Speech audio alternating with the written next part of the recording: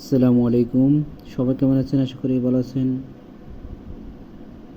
আজকে আপনাদেরকে জানাবো জীববিজ্ঞান সম্পর্কিত কিছু প্রশ্ন উত্তর। কোষ গহ্বরের চারদিকে সাইটোপ্লাজমের হালকা স্তরকে বলে টোনোপ্লাজম। উদ্ভিদ কোষে যে অঙ্গাণু বর্ণকণিকার উপস্থিতি পাতার রং সবুজ হয় ক্লোরোপ্লাস্ট, ক্লোরোফিল। নিউক্লিয়াস ও নিউক্লিয়ার মেমব্রেন তৈরি হয় যে পর্যায়ে টেলোফেজ। সাধারণভাবে আর্কিয়া নামে পরিচিত আর্কিব্যাকটেরিয়া।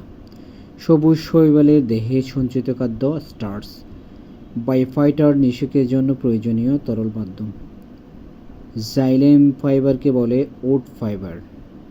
ইস্টের ফার্মেন্টেশন দ্বারা তৈরি করা হয় থায়ামিন ও রিবোফ্লাভিন নামক ভিটামিন বি1 ও বি2।